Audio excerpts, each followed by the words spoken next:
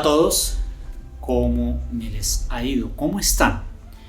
Espero que estén pasándola muy bien en este tiempo de cuarentena y he querido compartirles una palabra acerca de la tradición, precisamente en esta Semana Mayor o Semana Santa.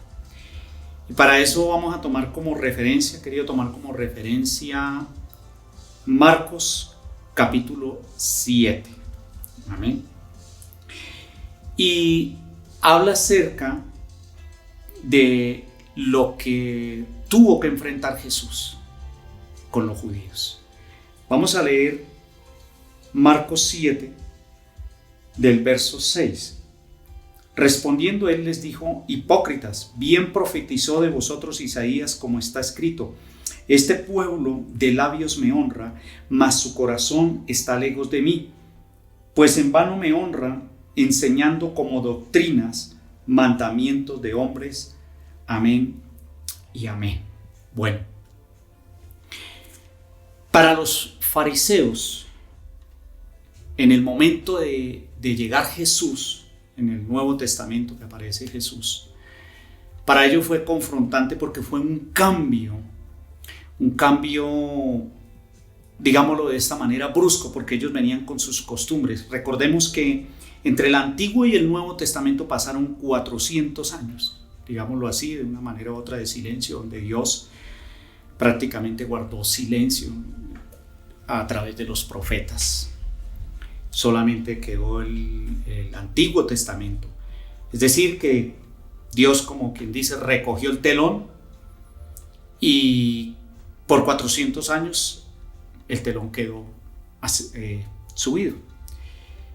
De nuevo cae el telón a partir del Nuevo Testamento, un nuevo escenario, y viene como una nueva relación con Dios, una manera diferente de cómo Jesús se aparece en el pueblo de Israel y empieza a predicar una doctrina que ellos jamás la habían escuchado. Pero en ellos causó un celo, causó como un disgusto, digámoslo de esa manera, y empezó a verse reflejada la religiosidad en la que ellos vivían, la tradición. Y fue contra lo que, si nosotros hacemos un estudio de los evangelios, usted va a notar que con lo que más tuvo que luchar Jesús, no diría yo tanto la incredulidad, fue con la tradición. Y ahí usted va a encontrar muchas veces, muchas ocasiones, muchos se devolvieron. Dice que muchos de sus discípulos, o sea, habían personas que ya seguían a Jesús, pero no continuaron en ese paso, pues, de seguir con Jesús. En el capítulo 7 del verso 1 dice: se juntaron a Jesús los fariseos y algunos de los escribas que habían venido de Jerusalén, los cuales, viendo a algunos de los discípulos de Jesús comer pan con manos inmundas, esto es, no lavadas, los condenaban. Vea cómo la tradición trae condenación. Y es contra lo que a veces nosotros luchamos en esa relación con Dios, porque venimos acostumbrados a una tradición, con lo que nos enseñaron los antiguos padres, o como veníamos relacionándonos de una manera diferente con Dios. Entonces uno empieza como a dudar y esa tradición se viene a convertir en el peor estorbo para una buena relación con el Señor. La tradición nos lleva a aferrarnos al pasado. Dice: porque los fariseos y todos los judíos, aferrándose a la tradición de los ancianos, si muchas veces no se lavan las manos, no comen, y volviendo de la plaza, si no se lavan, no comen, y otras muchas cosas que tomaron para guardar. Mis amados, la relación con Jesús, debemos empezar a desprendernos de esas cosas que nosotros tomamos para guardar. Al comienzo, en mi relación con el Señor, esto me costó mucho. Gracias a Dios tuve un mentor muy cerca, con mucha sabiduría, debido a mi religiosidad, debido al paganismo con el que venía, a la tradición de muchas cosas que hacía por desconocer la palabra. Pero veo también cómo tuve que desprenderme, y este trabajo solamente lo hizo fue Dios en el transcurrir de mi relación con Él. El Espíritu Santo vino a mi vida y trajo una convicción de fe, y empecé como a mejorar en esa relación con el Señor. Recuerdo también en una ocasión tuve una discípula, y cuando iba a compartirle la palabra a su casa, ella me escondía cargaba sus estatuas, sus cosas en las cuales ella se apoyaba en un pasado, y asistía a la iglesia. En una ocasión me di cuenta y noté, y tuve que llamarle y decirle: mira, tú no tienes necesidad de hacer eso delante de mí. Yo no te puedo en este momento prohibir que no lo hagas, porque es una tradición con la que vienes. No te preocupes, no te cargues por eso. Deja que el Espíritu Santo es el que obre. Esto a veces sucede en muchos casos, en muchas ocasiones. Desafortunadamente no hay esa sabiduría. Por eso quiero en esta semana, que es la Semana Mayor o la Semana Santa, veo cómo esta pandemia rompió todos los moldes, toda estructura, toda tradición con la que veníamos. Aún las iglesias católicas, cristianas, pastores, líderes, vea cómo Dios permitió para refugiarnos en nuestras casas, en nuestros hogares, y depender solamente de Él. Porque aún en el pueblo cristiano se ve esa tradición. Si no tengo el pastor al lado mío para que ore por mí, si no tengo la unción o la cobertura que me da la iglesia, o la unción que viene a través de la iglesia, me cuesta creer. Y yo no estoy diciendo que eso estaba mal o venía mal, pero creo que a veces, sin darnos cuenta, caemos en esa religiosidad. Y volviendo al comentario de esta señora y al versículo con el que inicié, que este pueblo de labios me honra, mas su corazón está lejos de mí. Esta mujer pasaron un periodo como de un año, y en un tiempo, más o menos año y medio, salió esta mujer y me abrazó fuertemente. Me dijo: mira, salgo para mi casa a despojarme todo lo que tengo allí. Dios hoy me habló claramente a mi corazón de que debo sacarlo ya de mi corazón, y ya no lo tengo.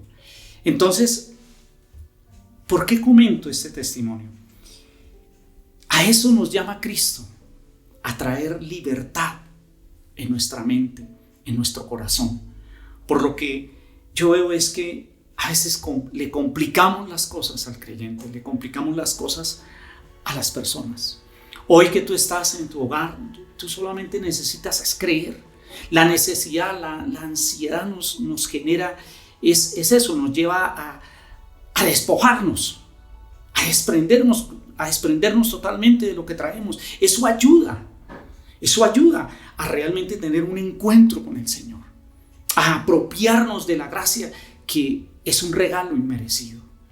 Y por muy malo, por muy sucio que tú hayas llegado, tú tienes derecho a la gracia.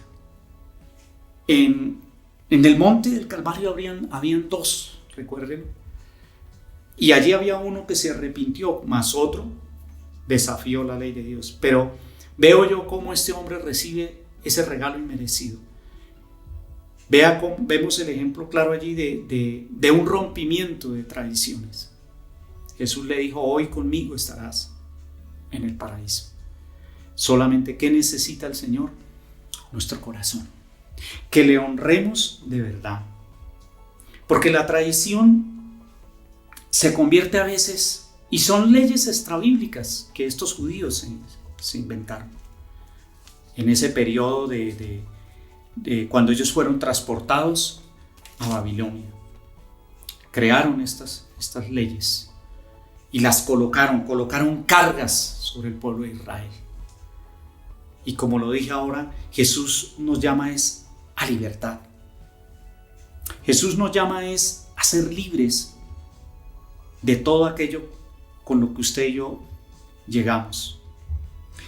Vamos a leer ahí, les decía también, verso 9: bien invalidáis el mandamiento de Dios para guardar vuestra tradición. ¿Qué más hace la tradición? Invalida la palabra de Dios. Invalida, o sea, la anula totalmente, la palabra de Dios. Verso 11, pero vosotros decís, basta que diga un hombre al padre o a la madre, escorban, que quiere decir, me ofrenda a Dios todo aquello con que pudiera ayudarte, y no dejáis de hacer más por su padre o por su madre.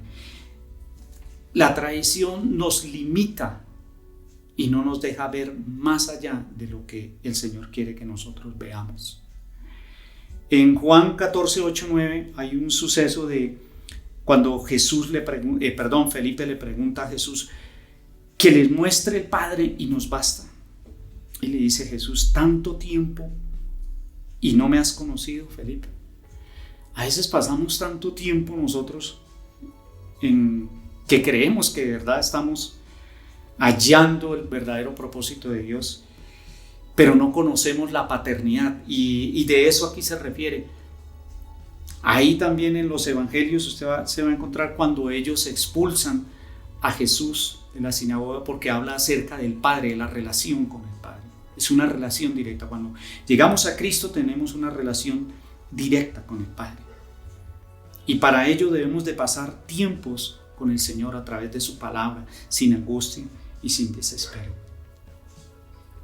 Verso 12 dice, y no dejáis hacer más por su padre o por su madre, invalidando la palabra de Dios con vuestra tradición, que habéis transmitido, y muchas cosas hacéis semejantes a esta. Ve cómo la tradición ha venido transmitiéndose de generación en generación, y no lo digo por la iglesia católica, no. Nosotros los cristianos también, muchos de nosotros hemos caído en esas tradiciones, traemos todas esas cosas. Hay que pedirle al Señor que rompamos con esas tradiciones. Lo importante de todo este tema de la cuarentena es, ¿será que vamos a salir con una mejor relación con el Señor? ¿O solamente buscamos a Dios como para que nos apague el incendio? Yo creo, mi amado, que debemos cuidarnos de eso, porque vamos a volver otra vez a nuestras labores. El país va a volver otra vez a la normalidad, confiando en el Señor. Es un proceso, yo sé, pero tenemos que seguir en este proceso en el cual Dios nos colocó. La intimidad, la relación con Dios. Usted en este momento, yo sé que muchos tenían la Biblia abierta solamente en el Salmo 91, en el Salmo 23. Yo lo hacía, realmente. Respeto a todos que lo hacen. Yo lo hacía. Pero cuando Dios me llama y empiezo a buscar del Señor, entendí que esa palabra que tenía abierta tenía que cobrar vida. Pero esa palabra empezó a cobrar vida cuando empecé a tener una relación con el Señor. Yo sé que hoy en día muchos esa palabra ya la están tomando, y que hoy ustedes ese paso de fe, aceptando al Señor primeramente, y segundo, pidiéndole con sus propias palabras de manera sencilla. No busque como nos enseñaron la tradición, que si yo no hago, que si pongo, que si coloco, o en muchas ocasiones, como en muchas iglesias han acostumbrado en este tiempo, que si no da, que si no se coloca. No, Dios lo único que pide es tu corazón, nuestro corazón, no pide más. Vamos a un ejemplo en el Marcos capítulo 3. En Marcos capítulo 3 hay un ejemplo de un impedimento de la sanidad, o sea, cómo la tradición también no deja fluir el Espíritu Santo. Dice Marcos capítulo 3, dice, otra vez entró Jesús en la sinagoga y había allí un hombre que tenía seca una mano, y le acechaban para ver si en el día de reposo lo sanaría, a fin de poder acusarle. Ve qué tan impresionante, y que es algo que honestamente yo como coloqué el tema, es el peor obstáculo para ver los milagros de Dios. Pastor, líder, ¿yo cómo hago para ver el milagro de Dios? ¿Cómo? No he visto el milagro de Dios. ¿Por qué no? Tal vez en su vida o en su relación con Dios te faltaba creer esto. Es por fe, es un regalo, es por la gracia y la misericordia de Dios. Dice, entonces dijo el hombre que tenía la mano seca, levántate y ponte en medio. Y les dijo, es lícito en los días de reposo hacer bien o hacer mal, salvar la vida o quitarla. Pero ellos callaban. Entonces, mirándolos alrededor, con enojo, entristecido por la dureza de sus corazones, dijo al hombre: extiende tu mano. Y la extendió, y la mano fue restaurada sana. Ve, tuvo que Jesús romper ese esquema sobre los judíos allí en el templo, para que este hombre pudiera recibir la restauración. Ahora mi pregunta es: ¿cuánto tiempo duró este hombre acudiendo a este templo, buscando, quizás anhelando ese milagro en su vida? Y yo sé que muchos están anhelando un milagro en este tiempo. ¿Quién no está deseando algo diferente? Yo todos los días le pido, Señor, que no caigamos en la monotonía, no caigamos, aunque me ha sucedido, tengo que confesarlo. Claro, me ha sucedido en todo el transcurrir de mi vida con el Señor, pero es donde tengo que retomar otra vez esa relación con el Señor y arrepentirme, y volver a cobrar ánimo y levantarme y subsanar, porque son raíces que traemos, son cosas con las que nos enseñaron o nos acostumbramos a vivir. Amén. Bien, vamos al libro de Hechos para ir cerrando un poquito. En el libro de Hechos, capítulo 16, habla acerca de Pablo y Silas, que estaban presos. Voy a leer el capítulo 16, del verso 28. Mas Pablo clamó a gran voz diciendo: no te hagas ningún mal, pues todos estamos aquí. Él entonces, pidiendo luz, se precipitó adentro y temblando se postró a los pies de Pablo y de Silas, y sacándolos les dijo: señores, ¿qué debo hacer para ser salvo? Ellos dijeron: cree en el Señor Jesucristo y serás salvo tú y tu casa. Mire el pensamiento de este hombre acerca de la salvación. Lo primero que él preguntó es: ¿qué tengo que hacer? Dígame qué tengo que hacer para la salvación. Y solamente una cosa usted y yo tenemos que hacer: creer en el Señor Jesucristo. Dice: y tú y toda tu casa serás salvo. En el momento que yo recibo a Cristo, en el momento que yo creo en el plan de salvación de Él, no solamente eso me viene para mí de manera individual o personal, va a venir de manera general. No importa que su familia en el momento no crea en el Señor, o no acepte a Jesucristo, o no acepte ese cambio de pensamiento acerca de la relación con Dios. No se preocupe. Yo también tuve que esperar mucho tiempo para que muchos de mis familias, de mis familiares, de mis hermanos, llegaran a los pies del Señor. Pero me paré firme sobre esa palabra. Empecé a orar y decirle: Señor, yo quiero que mi familia cambie esa tradición de religiosidad, de paganismo, de idolatría, Señor, de hechicería, porque eran las ataduras con las que yo había llegado en ese entonces a la vida cristiana y a relacionarme con el Señor. Y tuve que empezar ese proceso, el cual estoy compartiendo. Bien, yo quiero comentarles de que esto no es nuevo, de que quise comentarles que esto siempre ha sucedido. Hay un acontecimiento en el libro de Gálatas, ya Pablo habiendo constituido la iglesia de Galacia. Ahí está en el capítulo 2 del libro de Gálatas, del verso 11. Pero cuando Pedro vino a Antioquía, le resistí cara a cara, porque era de condenar, pues antes de que viniesen algunos de parte de Jacob, comía con los gentiles, pero después que vinieron se retraía y se apartaba, porque tenía miedo de los de la circuncisión, y en su simulación participaban también los otros judíos, de tal manera que aún Bernabé fue también arrastrado por la hipocresía de ellos. Pero cuando vi que no andaban rectamente conforme a la verdad del evangelio, dije a Pedro delante de todos: si tú, siendo judío, vives como los gentiles y no como judío, ¿por qué obligas a los gentiles a judaizar? Tremendo esto. Esto fue una discusión, digamos, un altercado de Pablo, cómo se dio cuenta de que Pedro estaba cayendo también en esa tradición y quería obligar a los gentiles. Y quería participar de ambas cosas, pero disimulaba como la cosa. O sea, como lo acabamos de leer, y Pablo lo exhorta y le dice: son hipócritas. O sea, la tradición es como, se camufla como, más que la religiosidad, es la hipocresía, la apariencia del hombre ante Dios. Y Dios no puede ser burlado. Dios no puede ser engañado, mi hermano. Es decir, uno tiene que ser sincero.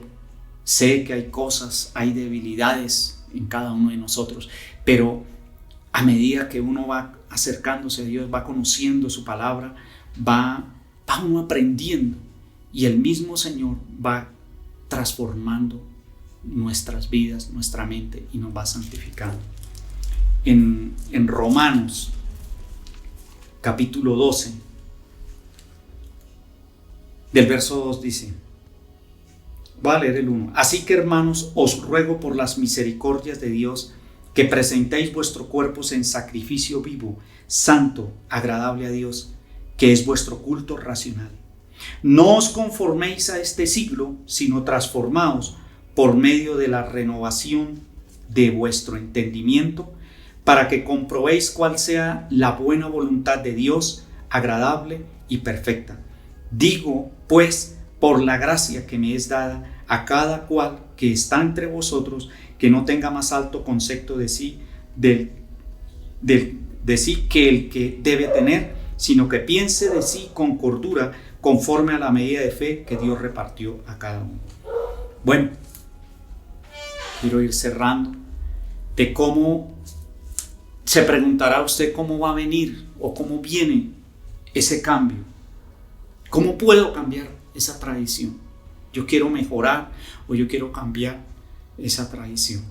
Solamente, como lo acabamos de leer, y ellos querían, lo que leíamos ahora era que vivieran conforme a la tradición. Y pues de eso Pablo habla, que dice que no nos conformemos a este siglo, sino que nos transformemos. Esta pandemia yo sé que ha hecho transformar el mundo entero. Y ahora de manera espiritual esto nos va a cambiar a todos. Yo sé que muchos de ustedes van a salir con una mejor relación con Dios. Van a salir sensibles a la voz de Dios. ¿Por qué? Porque la palabra trae vida, la palabra trae cambio, genera esa transformación.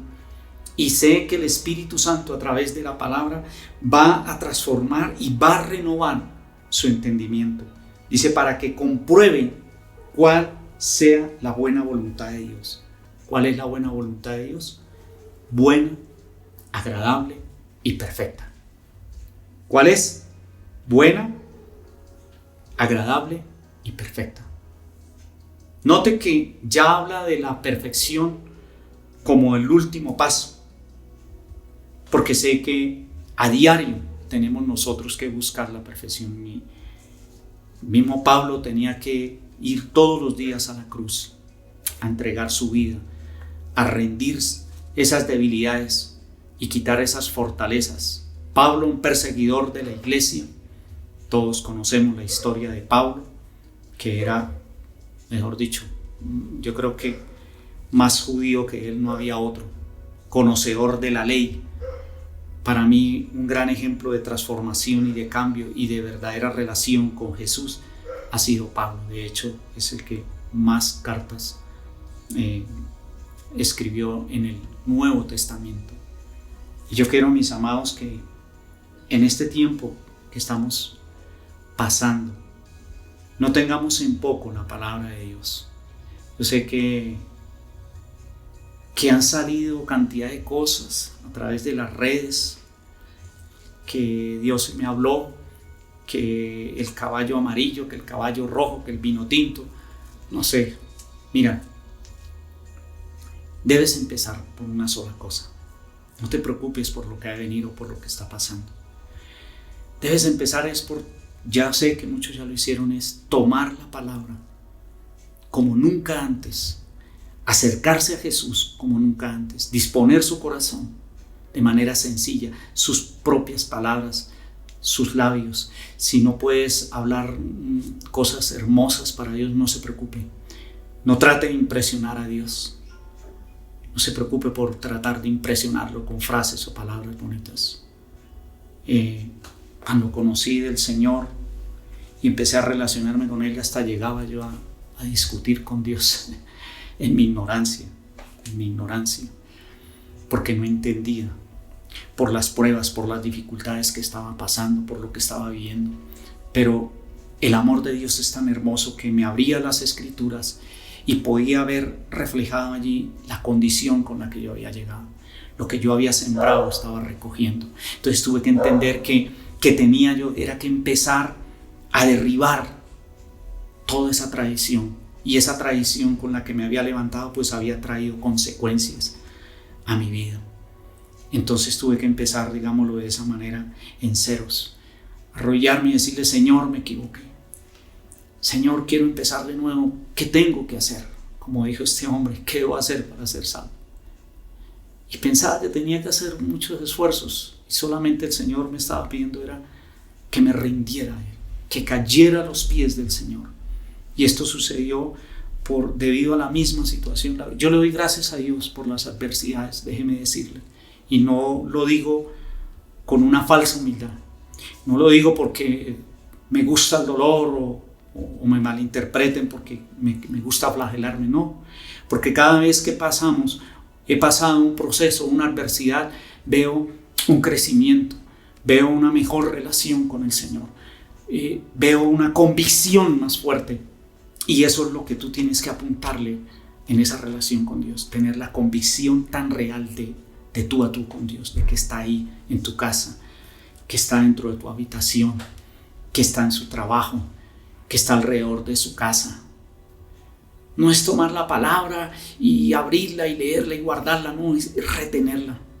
Es ir, relacionarme con el Señor y decirle: Señor, te necesito este tiempo. Necesito la sanidad, necesito la restauración de mi casa, de mi hogar, de mis hijos, de mis finanzas, Señor. Y el Señor, dígale: Señor, yo quiero derribar, yo quiero quitar la tradición de mi cabeza, de mi mente, esos pensamientos, Señor, de frustración, de fracaso. Yo llegué con una condición muy deplorable. Quizás más adelante podamos compartir acerca de mi pasado, pero le cuento un solo detalle. Yo llegué con 2 intentos de suicidio en mi vida, porque lo que había era fracaso y destrucción, soledad.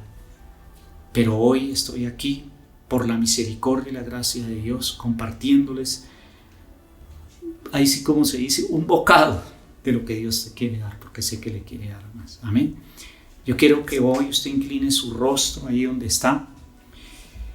Si quiere recibir a Jesús en su corazón, entonces solamente tienes que repetir, obvio, es de corazón, yo solamente lo voy a guiar. Si tú quieres más adelante, lo puedes hacer en tu cuarto o en el lugar secreto. Amén. Inclina su rostro y dile: Señor, en este día, en esta hora, en este lugar donde yo me hallo, Señor, en esta casa, en esta habitación, Señor, he tomado la decisión de salir de la tradición y entrar a la voluntad, a la obediencia tuya, Señor. Pon tu mano en tu corazón y dile: Señor, perdóname, porque de labios te honraba, Señor, pero mi corazón estaba lejos de ti. Yo creí que estaba cerca de ti, Señor, pero hoy he decidido, Señor, recibirte en mi corazón. A partir de ahora escribe mi nombre en el libro de la vida y nunca jamás lo borres, Señor. En el nombre de Jesús. Amén. Amén. Bueno, ahora quiero cerrar este tiempo haciendo una oración por todos los hogares, por todas las familias, en el nombre de Jesús. Amén. Coloca ahí, si puedes unirte con tu familia de la mano, tomarse de la mano, si no, no hay ningún problema. Señor, desde este momento, desde este lugar, de mi casa, de mi hogar, Señor, tu palabra dice que de gracia tú me das, de gracia también debemos dar, Señor. Señor, hoy perdona la religiosidad, la tradición en la que nosotros caímos, Señor. Tu pueblo, las naciones cayeron en tradiciones, engañándonos, y, Señor, a lo bueno lo llamábamos malo y a lo malo lo llamábamos bueno, Señor. Te pedimos perdón por los pueblos, por las naciones, por los hogares que hoy están recibiendo esta palabra, Señor.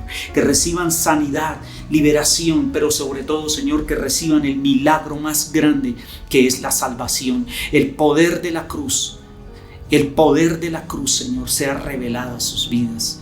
La crucifixión, la muerte, la resurrección, Señor. Tú eres el pan de vida, Señor. Hoy desatamos aliento de vida el soplo del Espíritu Santo, Señor, sane los corazones, quita esos pensamientos de mal, Señor, y pon los pensamientos de bien que tú tienes acerca de nosotros. Señor, coloca tus planes, perdónanos porque en este año, Señor, colocamos los planes creyendo que nosotros, Señor, los mandábamos por sí mismos. Pero, Señor, este tiempo podemos entender que tú tienes planes diferentes con nuestra nación, con nuestros hogares. Bendigo cada vida, bendigo cada familia, en el nombre de Jesús. Amén. Amén. Muchas gracias. Si esta palabra te ministró, me gustaría que tú me ayudaras a compartirla dándole ahí a la campanita. El viernes, Dios mediante, vamos a estar transmitiendo en vivo y quiero orar por los enfermos, una palabra que Dios ha puesto en mi corazón, enviarla, y sé que el Señor va a empezar a hacer cosas tremendas. Amén. Dios los bendiga. Los amamos.